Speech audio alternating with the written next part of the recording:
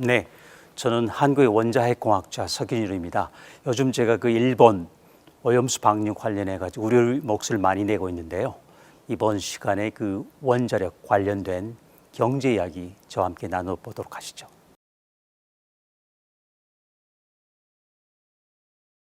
자, 내가 원자핵 공학과를 전공하게 된 이유는 뭘까요? 사람이 작아서 그런지 전 작은 게 좋았거든요.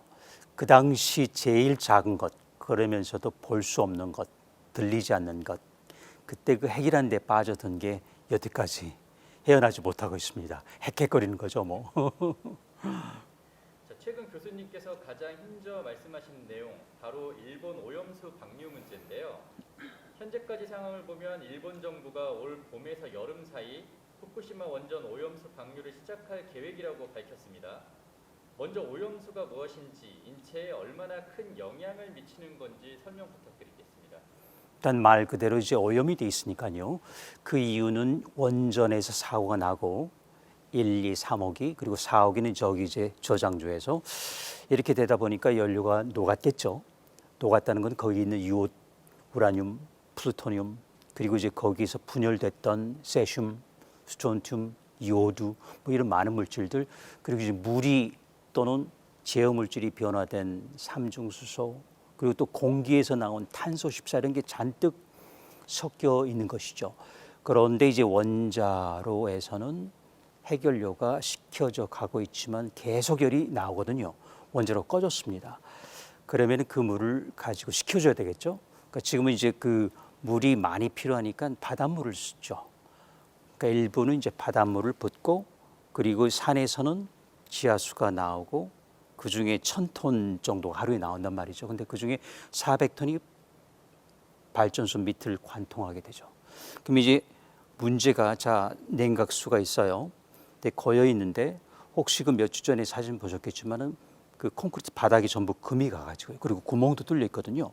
그러니까 그 틈을 통해서 오염수 아까 방사능 물질을 갖고 흘러내리고 그게 지하수하고 만나게 되고 이제 그게 그동안에 쭉 바다로 흘러가 버렸죠. 잡지 못했단 말이죠. 근데 그걸 잡기 시작한 지가 2014년이에요. 사고 나고 3년 뒤부터. 그래서 그때부터 잡았는데 그걸 이제 모았죠. 근데 모은 다음에 이제 소위 정화를 시켜야 되죠. 그러니까 희석시키거나 이어화시키거나 또 증발시키거나 그 중에서 가장 큰 게 이제 정화 그러니까 이어화시킨다.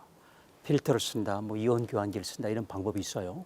그래가지고 이제 현재 모여진 게 137만 톤, 굉장히 많이 모여죠. 그 이제 오염수라고 하는데 일본 정부는 처리수라고 하죠. 물론 이제 처리하려고 하긴 했지만 거기에 절반 이상 오염수가 있다면 그러면은 오염수가 맞지 않을까요? 그럼 알려진 140만 톤보다 더 많은 방류 문제가 생길 수도 있다는 말이겠죠? 그렇습니다. 일단 그 이제 현재 진행형이지 않습니까? 그리고 이제 그 핵 반응이라는 건 끝났죠. 원자로가 꺼졌기 때문에. 그렇지만 아까 말씀드린 것처럼 이제 핵 연료가 녹아내리기 시작하고 멜트다운이죠. 그럼 너무 뜨거우니까 그 정도 되면 온도가 보통 때는 이제 600도 정도 돼야 되는데 물이 증발해 버렸죠. 왜냐하면 펌프가 돌아가죠. 왜 그럴까요? 전기가 끊어졌기 때문에. 그러면 이제 과열되는 거란 말이에요. 그러니까 원자로는 꺼졌지만 계속 열이 나오죠. 잔열이라고 하는데요. 자, 그렇게 되면 온도가 점점 오르죠. 물은 끓어버렸으니까 업기 시작하고 그러면 1000도, 2000도, 3000도, 4000도까지 올라가거든요. 그러면 이제 전부 용암처럼 핵연료가 으깨지기 시작하고 녹아버려. 그러면 이제 원자로가 있긴 하지만 이게 1000도, 1200도, 1400도 가면은 녹기 시작하거든요. 그리고 구멍이 뚫려 버렸어요. 사진에 보신 것처럼. 근데 이제 내려가면 지금처럼 이렇게 콘크리트 바닥이 있잖아요.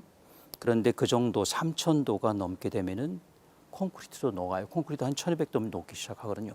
지금 그렇게 되니까 거기서 나왔던 모든 물질들이 지금 모여 있는 거라고 보시면 돼요. 이제 그걸 걸리려고 하는데 그래서 모아진 게 이제 140만 톤이라고 치면은 얼만큼 많나 하면은 이제 올림픽 규격 수영장 600개 정도.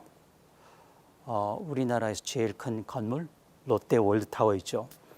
그걸 가득 채우고 한 3분의 1이 또 남아요. 굉장히 많은 물인데 근데 문제는 거기서 끝나는 게 아니고 지금 그래서 140만 톤 정도가 저장 용기 탱크에 그게 1000개가 넘어요. 1066개라고 하더라고요. 한 개 한 1000톤씩 들어가니까 1000톤쯤 들어가니까. 근데 문제는 방사성 물질을 제거가 되지 않고 절반밖에, 그리고 또 한 가지는 저기 야산에서 계속 지하수가 흘러내리는 거예요. 자, 그럼 이걸 막아야 되는데 하루에 또 그게 계산하면은 125톤 정도 돼요. 자, 그래서 이제 일본 정부가 버린다고 하는 게 그 양입니다. 그러니까 이제 140만 톤인데 실제로는 하루에 또 흘러내리는 물까지 버텨야 되겠죠. 그러면 이제 계산을 하면은 140만 톤을 30년 동안에 흘려보낸다면은 하루에 125톤이 되거든요. 그런데 하루에 125톤 정도 흘러내리고 있어요. 그럼 이거 못 모으죠. 같이 흘려보내야죠. 그럼 250톤이 되죠. 근데 이걸 그냥 보내는 게 아니고 또 희석시킨다고 해요. 한 10배, 100배로. 그러면은 어떻게 되죠? 10배면 2,500톤, 100배면 25,000톤. 25,000톤이면은 올림픽 규격 수영장 10개죠. 그러니까 일본 정부가 버리려고 하는 게 정확히는 하루에 올림픽 규격 수영장 10개죠. 굉장히 많은 양입니다. 근데 이거를 안 버리면은 안 되는 건가요? 아, 좋은 질문인데요.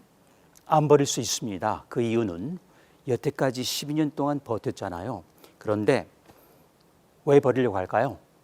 만약에 거기에 뭐 지진이 난다, 또는 뭔가 사고가 난다, 그리고 지금처럼 탱크가 부식이 된단 말이에요. 저장 용기가. 그러면 어떻게 될까요? 좀 새 나오죠. 그러면 거기에 다시 방사능 물질이 나오니까 일본 정부가 볼 때는 버리고 싶은 거죠. 어딘가 자국 내에 가둬놓고 싶은데 너무 많다 보니까 미국도 큰 사고 났죠. 스리마일 2호기 사고 났단 말이에요. 그래서 그때 씻었을 때 오염수 한 9,000톤 나왔어요. 버리지 않았습니다. 아이다호가 태평양이나 대서양에 버릴 수 있었겠죠. 버리지 않고 아이다호라고 하는 국립연구소에 모아놨죠. 그런데 체르노빌도 모아놨죠. 거기는 오염수 나오기 전에 아예 석관을 만들어 콘크리트로 봉합했단 말이죠. 근데 이제 일본을 버리려고 하는 이유는 만약에 또 사고 나면 지진 날 수도 있잖아요. 그러면 또 이제 새어 나온다는 것이기 때문에 정확히 말하면은 일본 정부가 져야 될 부담을 태평양에다가 전가시키는 거죠. 근데 태평양은 일본 것만은 아니죠. 태평양 제도도 있고 돌아서 오면은 우리나라도 있고 대만도 있고 중국도 있어요. 그러니까 세계 시민에게 그 빚을 던져버리는 거라고 보시면 돼요. 네, 그러면 두 번째 질문으로 한번 넘어가 보겠습니다. 밖에 있는 어떤 분들은 다 바닷물에 흘려보내도 워낙 미량이기 때문에 바닷물에 희석되면 문제가 없다. 그걸 생선이 먹는다 하더라도 별로 문제는 없을 것이다. 그 주장에 대해서는 어떻게 생각하세요? 아, 맞습니다. 희석될 수밖에 없죠. 왜냐하면 이거는 조금 비유가 적절치는 않습니다만은 한강에 우리가 오물을 좀 버립니다. 예를 들어서 무슨 오물 있지 않습니까? 음식 쓰레기일 수도 있고 그렇게 걱정하지 않아도 되겠죠. 희석이 되니까.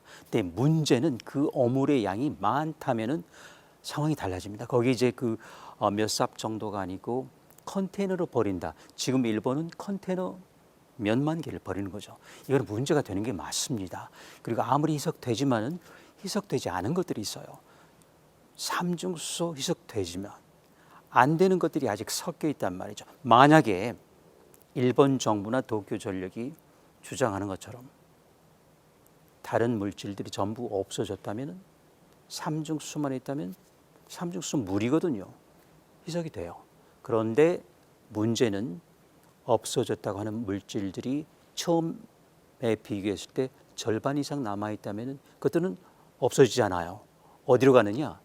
가라앉겠죠. 침적토, 그리고 또 바닥에는 해조류, 어패류, 그리고 또 뭐가 있죠? 광어, 넙치처럼 바닥에 있는 생선이 있죠. 그렇죠? 그럼 거기에 쌓이게 되죠. 자, 그러면 이렇게 된 마당에서는, 그리고 그 광어, 넙치는 헤엄치잖아요. 그렇죠? 그러면 또 다른 더 큰 물고기가 잡게 되겠죠. 잡아먹히고 또 잡아먹히고 저기 다랑어, 참치까지. 이걸 이제 먹이 사슬이라고 하잖아요. 물론 저도 동의합니다. 희석도 되고 그 물고기들은 어떻게 하죠? 배설합니다. 그러면 또 이제 나가는 거예요. 그렇지만은 잡혀 먹는 순간 배설은 멈추죠. 그게 더 큰 물고기의 몸에 들어가죠. 그럼 이게 세슘은 근육에, 스트론튬은 뼈에, 삼중수소는 혈액에. 그러니까 우리가 그 효과를 무시하면 안 된다는 거죠. 희석되는 건 맞아요. 무진장하니까. 그렇지만 먹이 사슬로 들어가는 그것도 우리는 생태 환경적으로 파악을 해야 되는데 지금 일본 정부의 발표에는 그게 빠져 있는 것이죠. 그리고 우리나라 학계도 그렇고 원자력계 말이죠. 해양학계도 그렇고 그 부분에 대해서는 시뮬레이션 하지 않아서 굉장히 어렵습니다. 그렇지만 해야 되겠죠.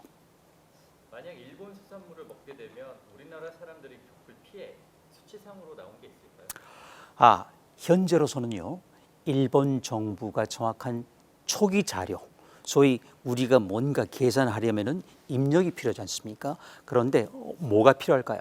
자, 그러면 140만 톤에 달하는 저장용기 얼만큼 들어있고, 그리고 또 앞으로 얼만큼 나올 것인지. 그 이유는 원자력 발전소 3개 또 4호기까지 4개 안에 한 1000톤 가까운 해결료가 아직 잔해 형태로 있단 말이죠. 근데 그래서 거기는 빗물 또는 냉각수 또는 지하수가 저는 또 이제 끌고 나오게 되죠. 그 총량을 알 수가 없습니다. 아마 일본 정부나 도쿄전력도 모를 겁니다. 파악이 되어 있지 않았으니까. 그 이유는 계산을 하지 않은 거예요. 그렇기 때문에 총량을 알기 전에는 우리가 상정할 수 없지만, 만약에 우리가 총량을 안다면 우리가 가정을 했을 때 우리 해역에 오는 효과는 그렇게 크지 않습니다. 희석이 되기 때문에. 그런데 우리가 놓치지 말아야 될 게요. 표충수는 그렇게 맞아요. 북태평양 갔다가 미국 서한 갔다가 돌아와요. 4년 오는 걸. 우리 이제 동진화해, 그러니까 동중국해죠. 그리고 남진화해, 남중국해 거쳐서 대만 해협으로 해서 제주 연안해서 이제 동해, 그리고 수가루 해협, 삿포로, 홋카이도로 해서 나가게 되거든요.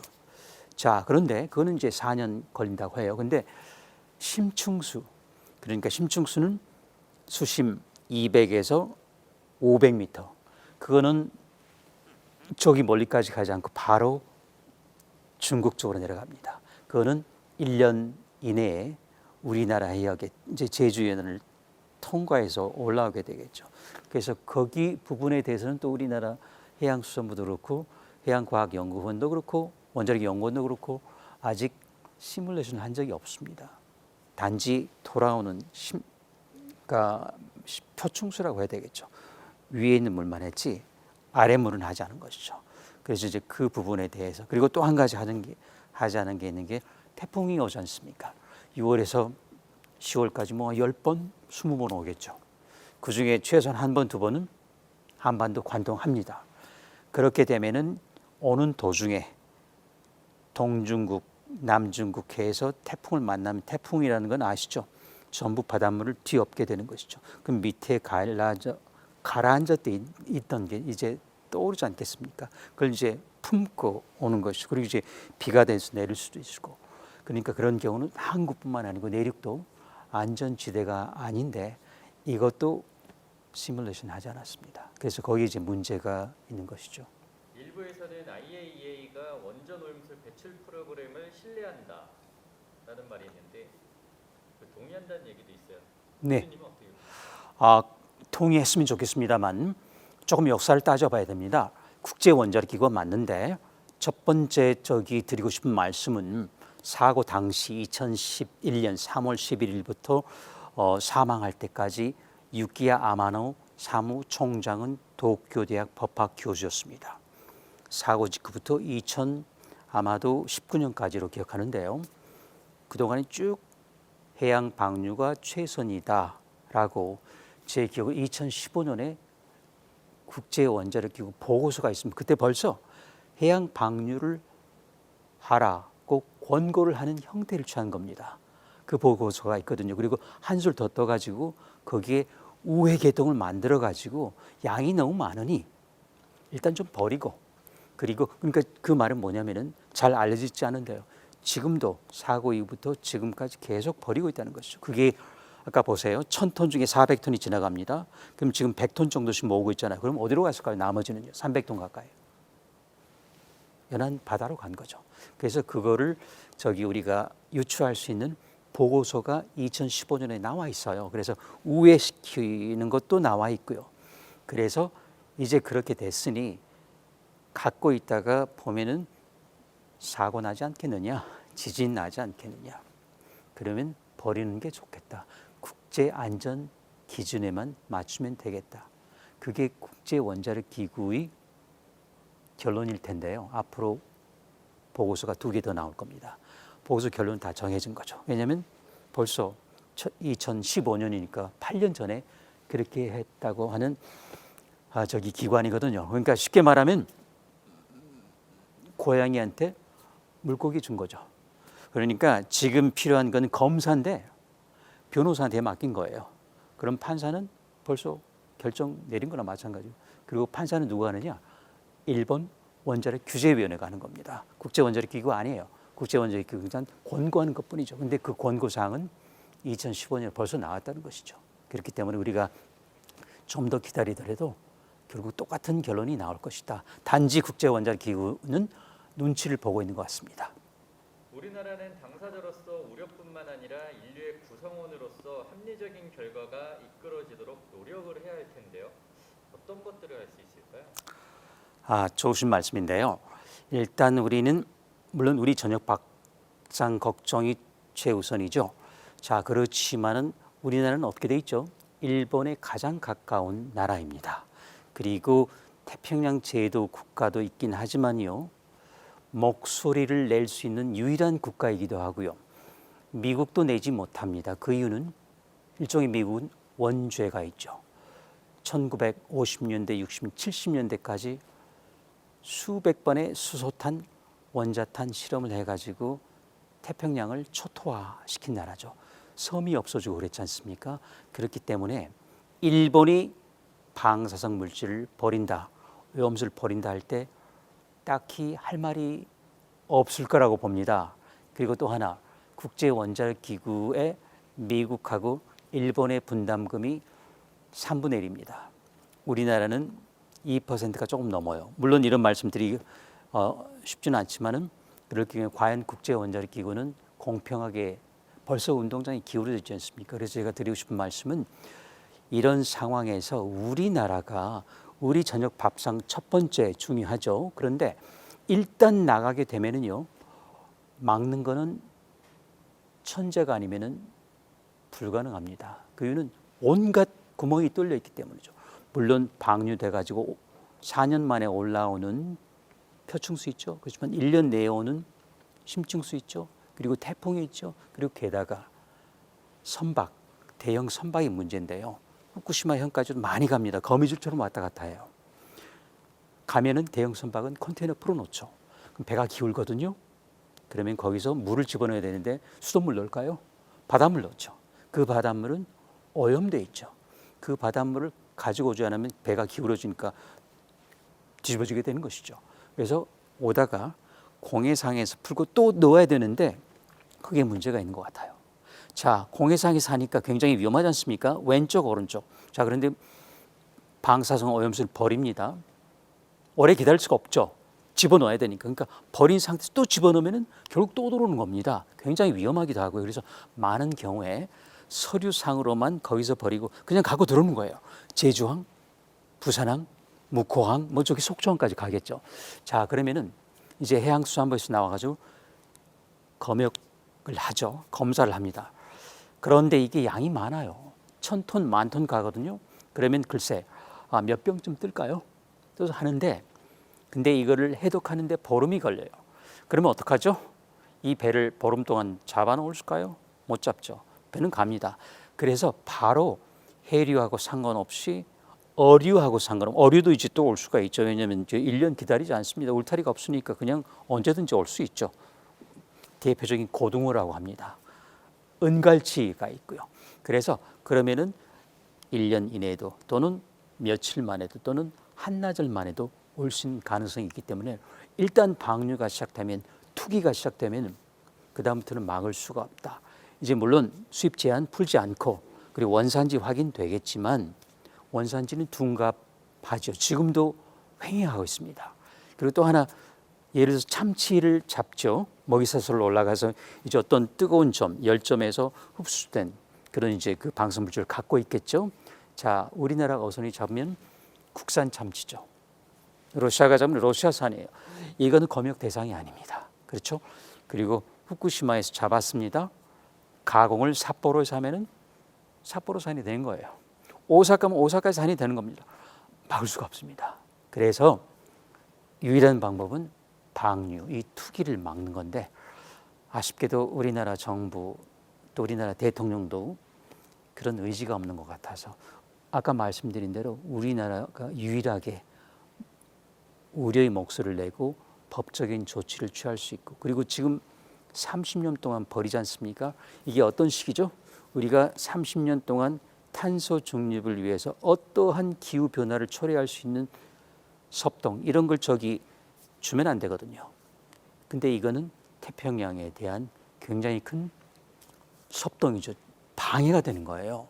그래서 저는 말씀드린 대로 우리 식탁 안전, 국민 건강이 최우선이지만 거기에 못지않게 태평양 생태 환경도 세계적인 차원에서 큰 문제고 위협이다.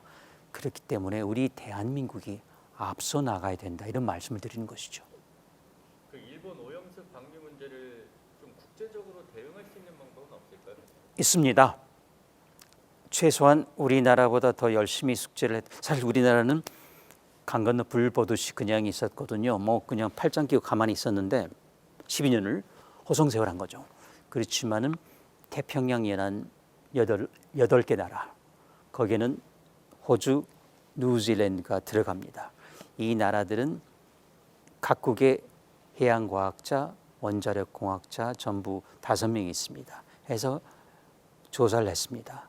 그래서 이쪽 저장 용기하고 저쪽 용기가 다르다, 대표성이 없다. 그리고 또 하나, 세슘 스트론튬 같은 거는 어느 탱크에서 하더라도 그 율이 일정해야 됩니다. 왜냐하면 저절로 없어지는 시기가 반감기가 우연찮게 30년이기 때문에 여기서 뽑든 저기 뒤에서 뽑든. 근데 이게 10,000배 차이가 난다면 이건 문제가 있는 겁니다. 걸러지지 않았다는 것이죠.